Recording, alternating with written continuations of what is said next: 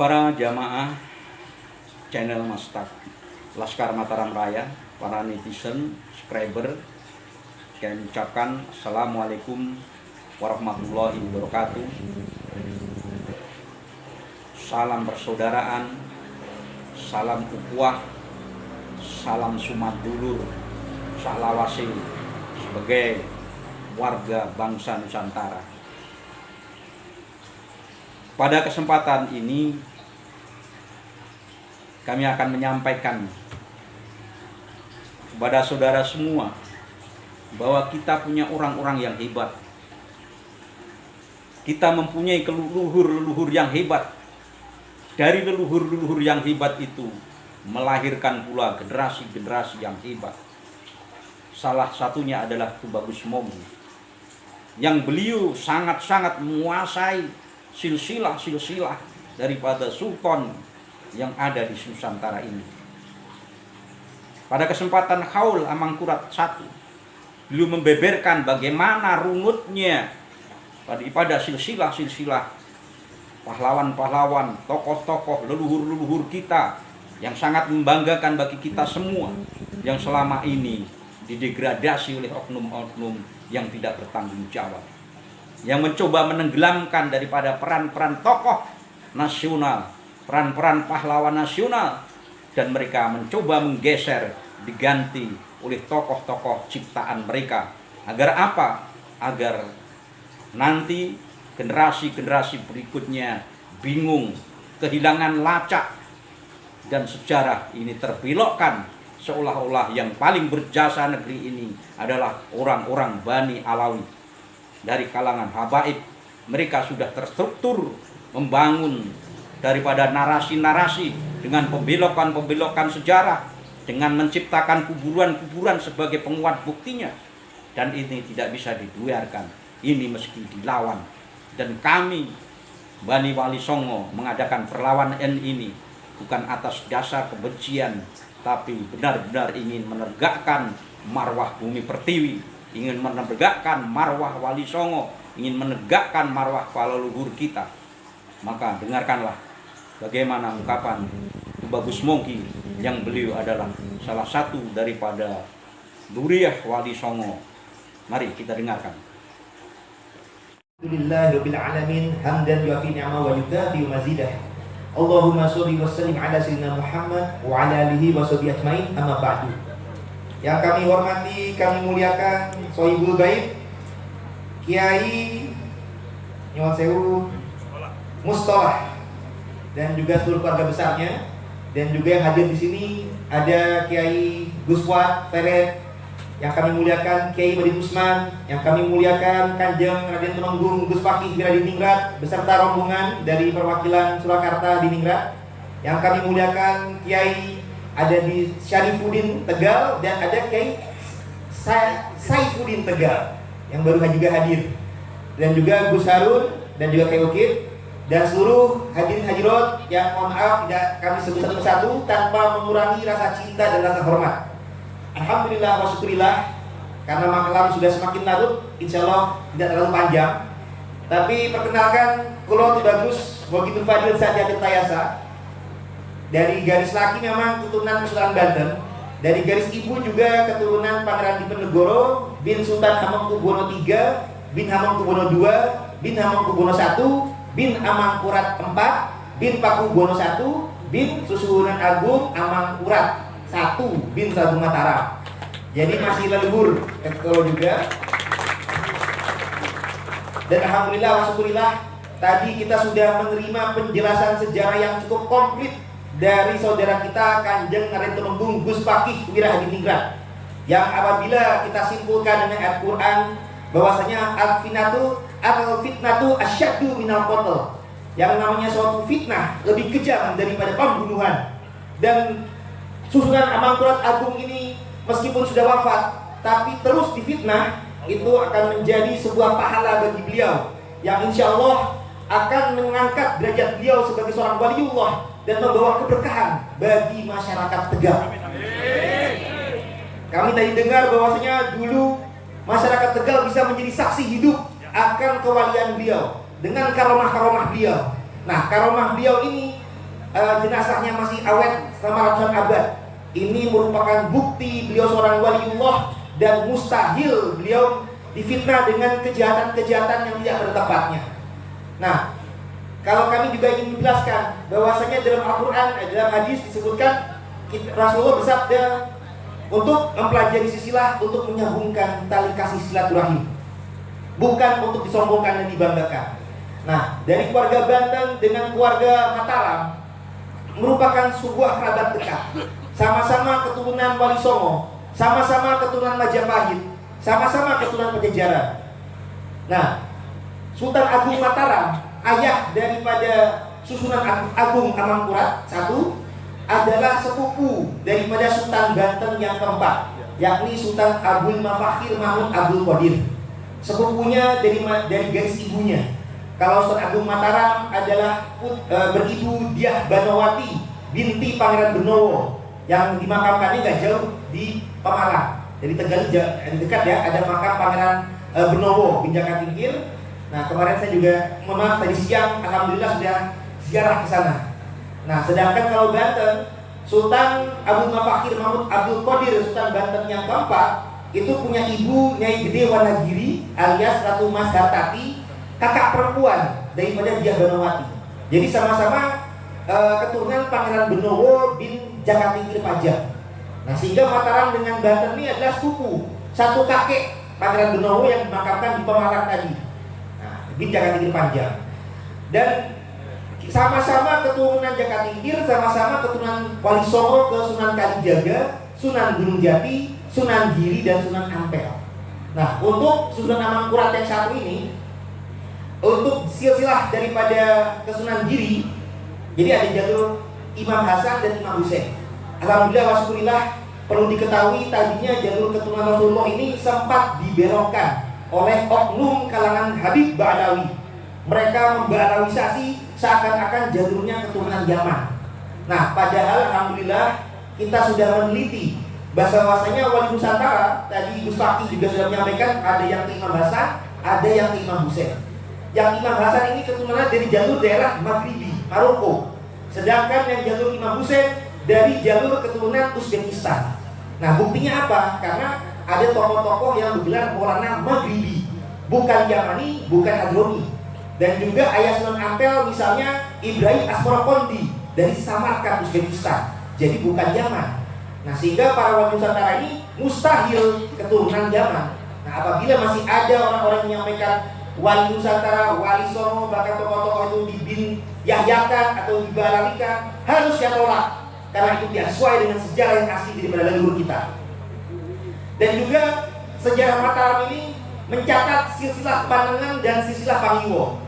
Kalau untuk Pangiwo itu ke jalur pribumi Raja-Raja Majapahit, dan Panengan adalah keturunan jalur ke Rasulullah. Nah, kalau untuk Pangiwonya biasanya sudah masyhur bahwasanya Sunan Amangkurat I, putra daripada Sultan Agung Mataram bin Panembahan Cokrawati bin Panembahan Senopati Sutowijoyo. Masyhurnya di kalangan keluarga Jogja meriwayatkan beliau adalah anak daripada Ki Ageng Pemanahan bin Kageng Enis bin Kageng Selo bin Getas Pendowo bin Bondan Kejawan bin Raja Majapahit Brawijaya yang kelima alias Bre Kertabumi Dyah Karnawijaya. Itu adalah silsilah Pangiwo yang biasa diriwayatkan oleh keluarga baik Jogja maupun Surakarta, maupun juga ada versi-versi lainnya. Nah, untuk silsilah Panengan ini adalah jalur keturunan kepada para Wali Songo dan Rasulullah. Nah, Amangkurat I ini ada jalur keturunan Sunan Ampel, Sunan Giri, Sunan Gunung Jati, dan Sunan Kalijaga. Yang Sunan Kalijaga, Ampel, dan Gunung Jati keturunan Imam Husain, yang Sunan Giri keturunan Imam Hasan. Nah, kita dahulukan dulu yang tua, yang Imam Hasan, bahwasanya Amangkurat Agung bin Sultan Agung Mataram bin Panembahan Cokrawati bin Panembahan Senopati Sutowijoyo. Lantas ibunya Sutowijoyo adalah Nyai Sabinah binti Pangeran Songet Wirosobo bin Sunan Kidul bin Sunan Giri. Atas lanjutannya bin Yakub bin Mona Ishak bin Junaid bin Abdul Qadir bin Su'aib bin Abdul Jabar bin Abdul Razak bin Abdul Aziz bin Ahmad bin Soleh bin Sultanil Aulia Syekh Abdul Qadir Al-Jalani Al-Hasani. Dan juga lanjutannya bin Abu Soleh Musa Jan Kidosat bin Abdullah bin Yahya bin Muhammad bin Daud bin Musa Al-Sani bin Abdullah Al-Sani bin Musa Al-Jun bin Abdullah Al-Kamil bin Hasan Al-Mustana bin Hasan Al-Mustaba bin Imam Ali bin Abi Thalib yang menikah dengan Sayyidah Fatimah Zahra binti Rasulullah Muhammad Sallallahu Alaihi Wasallam. Jadi ini jalurnya yang jalur cukup Imam Hasan. Nah, jalur-jalur Imam Husain tadi Amangkurat Agung ini memiliki silsilah baik Sunan Gunung Jati, Sunan Ampel, dan juga Kalijaga. Kalau ke Ampel tadi dari mertuanya Sunan Giri. Nah, sedangkan kalau ke Sunan Gunung Jati, ibunda daripada Amangkurat I adalah Gusti Kanjeng Ratu Batang. Nah, Gusti Kanjeng Ratu Batang ayahnya adalah dari Bupati Batang. Nanti terangnya sama-sama ke Sunan Giri ke Hasani. Nah, yang mau kita bahas ke Sunan Gunung Jati adalah ibunya Gusti Kanjeng Ratu Batang yang bernama Ratu Ayu Sakluh. Artinya ibu mertuanya Sunan Agung Mataram. Ratu Ayu Sakluh adalah putri daripada Pangeran Dipati Cirebon bin Pangeran Pasarian Muhammad Arifin bin Syarif Hidayatullah Sunan Gunung Jati Cirebon. Jadi sama-sama satu leluhur dengan Banten dan Cirebon. Nah, Sunan Gunung Jati nasabnya kalau untuk ke Rasulullah ke Musa Al-Kazim, kalau dari garis ibunya adalah binti Rara Santang bin Prabu Siliwangi. Beribu Rara Santang binti Prabu Siliwangi. Berarti orang-orang Tegal, orang-orang Jogja, orang Solo, keturunan Amangkurat Agung juga keturunan Sunda. Nah, sehingga zaman dulu kalau orang Belanda itu suka maju domba antara Jawa Sunda, padahal orang Jawa ya keturunan Sunda, orang Sunda juga nanti keturunan Jawa. Karena juga ada yang dari Demak, dari Majapahit menikah dengan keluarga Cirebon, keluarga Banten, sehingga orang Sunda juga keturunan Jawa. Nah, jadi dengan kita mengenal silsilah ini, haruslah menunjukkan rasa saling kasih mengasihi, bahwa kita semua adalah bersaudara dan saudara sebangsa tanah air. Nah, untuk syariatul nasabnya adalah beliau bin Abdullah bin Ali Nurul Alam bin Jamaluddin Akbar Al-Husaini alias Syekh Jumadil Kubro, dikenal dalam bahasa Jawa karena beliau juga seorang waliullah yang mursyid Thariqah Kubrowiyah bin Mahmudinil Kubro. Nama data aslinya adalah alias Mahmud Nasiruddin. Kemudian bin Jalaluddin Husain bin Ahmad Kabir bin Husain Jalaluddin bin Ali bin Ja'far bin Muhammad bin Ahmad bin Abdullah bin Ali Al-Asqari bin Ja'far bin Ali Ali An-Naqi bin Muhammad At-Taqi bin Ali Arido bin Musa Al-Kazim bin Imam Ja'far As-Shadiq bin Imam Muhammad Al-Bagir bin Ali Zainal Abidin bin Imam Husain yang bin Ali bin Abi Thalib yang menikah dengan Sayyidah Fatimah Zahra binti Rasulullah Muhammad Sallallahu Alaihi Wasallam. Dan jadi tidak ada yang lewat Yaman, tidak ada yang lewat Balawi. Adanya yang tadi jalur Uzbekistan, Asia Tengah, dan jalur Maroko. Nah, untuk Sunan Ampel sama, karena Sunan Ampel bin Ibrahim Asmaropondi bin Imam Kubro sama-sama satu leluhur. Untuk Sunan Kalijaga juga sama. Sunan Kalijaga itu dari garis neneknya ke jalur Tuban, juga ada ke Sayyidina Abbas, tapi garis lakinya juga sama-sama ke Rasulullah. Sama-sama keturunan daripada Jalaluddin bin Mahmud Nasiruddin. Jadi artinya tak kenal maka tak sayang, bahwasanya yang perlu kita kenal di Tegal, tokoh keturunan Rasulullah, apalagi nama asli beliau atau gelarnya adalah Raden Sayyidin. Nah, Sayyid itu tuan adalah gelar sebagai keturunan Rasulullah. Jadi turunan Rasulullah yang asli gelarnya adalah Sayyid dan atau Syarif, bukan Habib. Nuwun sewu.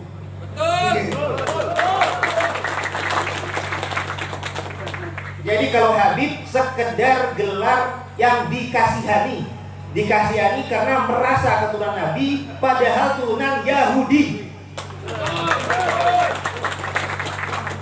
Jadi kita harus hati-hati, karena alhamdulillah wasyukurillah di masa ini sudah ada penelitian dari Kiai Bidin Usman, saudara kami dari Banten, bahwasanya nasab para habaib Ba'alawi muasal Yaman tidak terbukti bersambung ke Nabi secara ilmiah. Dan ini juga sudah diteliti secara tes DNA pula. Jadi terbukti baik secara data tertulis maupun data genetik bahwasanya bukan turunan Rasulullah. Jadi yang turunan Rasulullah yang asli justru Sunan Amangkurat I Agung Mataram yang wafat dan dimakamkan di Tegal. Dan ini menurunkan para masyarakat Tegal, menurunkan keluarga Jogja, keluarga Solo, keluarga Cirebon, dan berkerabat pula dengan keluarga Wali Songo lainnya.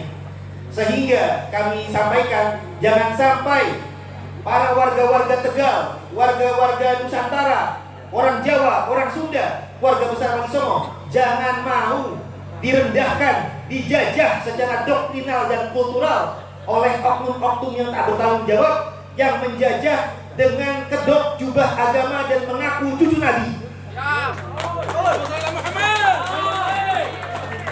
Karena cucu Nabi yang asli tidaklah menggunakan nasab untuk merendahkan orang lain, bukan buat disombongkan. Kalau disombongkan itu namanya sunnah iblis, bukan sunnahnya Nabi Muhammad SAW. Karena sunnah Nabi Muhammad, silsilah bukan untuk disombongkan dan dibanggakan, tapi untuk menyambung silaturahim. Dan dulu nasab-nasab Rasulullah ini tidak banyak diungkap supaya keluarga besar kita, keturunan kita supaya tidak sombong, supaya tidak merendahkan yang lain. Nah, tetapi saat ini sudah waktunya kita buka. Karena kalau kita tidak tahu, kita akan direndahkan oleh bangsa lain. Founding father kita, Pak Soekarno, pernah menyampaikan bahwasanya bangsa yang besar adalah bangsa yang tidak melupakan jasa para pahlawan pendahulunya. Jas merah juga jangan sekali-kali meninggalkan sejarah. Jadi kalau kita meninggalkan sejarah, kita tidak punya arah tujuan yang terarah, sehingga kita dapat menjadi lemah dan mudah dijajah. Maka dari itu kita harus mengenal sejarah pendahulu kita dan juga para pahlawan leluhur kita untuk kita bisa menjadi bangsa yang besar. Karena apabila kita melupakan sejarah kita, kita akan menjadi bangsa yang kerdil dan dijajah oleh bangsa lain. Sebagai contoh, sudah ada penjajahan haul. Kalau kita haul itu kita sebut sebagai haul tokohnya. Haul Al-Mangkurat 1, haul di kemarin kami di Pemalang itu haul Agiana Atas Angin. Tapi kalau kalangan-kalangan tersebut mereka menggunakan nama-nama daerah sebagai nama haulnya, seakan-akan mereka lah yang paling berjasa. Padahal leluhur mereka pun didatakan sebagai antek Belanda. Sedangkan orang-orang pribumi adalah justru pahlawan yang sejati. Mereka mengadakan haul Tegal, haul Solo, haul Malang, apalagi nih? Haul Gresik. Seakan-akan daerah-daerah tersebut adalah milik mereka, mereka yang berjasa. Padahal nyuwun sewu, mereka dihadirkan di Nusantara ini sebagai antek-antek penjajah yang semestinya tidak melakukan hal yang berlebihan. Sehingga para tokoh-tokoh di daerah tersebut semakin terkubur jasa-jasanya. Seakan-akan yang berprestasi adalah malah dari kelompok mereka. Ini harus kita cegah bersama-sama, saudara-saudara, bapak-bapak, ibu-ibu. Jadi apabila ada yang mengatakan haul Tegal dan lain-lain, kita harus mengcounternya. Bahwasanya di tiap-tiap daerah tersebut ada tokoh-tokoh dari tokoh Nusantara, tokoh bangsawan, tokoh pahlawan yang lebih berjasa, yang lebih pantas kita hormati dan kita doakan dibandingkan mereka. Karena apabila kita mengedepan mereka, mereka akan menjajah kita tanpa kita sadari. Kita akan dibodohi, direndahkan. Padahal kita jangan sampai terjajah di negeri sendiri. Kita harus menjaga marwah kita, marwah keluarga besar kita, dan marwah leluhur kita. Lebih kurangnya mohon dimaafkan. Tadi kita sudah sampaikan bahwa silsilah tersebut haruslah kita jaga untuk silaturahim, menjaga marwah leluhur dan keluarga besar kita. Sehingga ke depannya nanti kita akan sambung lagi dengan nasihat-nasihat daripada para kiai ulama kita. Sekian dari kami, lebih kurangnya mohon dimaafkan. Wallahu muwaffiq ila thoriq. Assalamualaikum warahmatullahi wabarakatuh.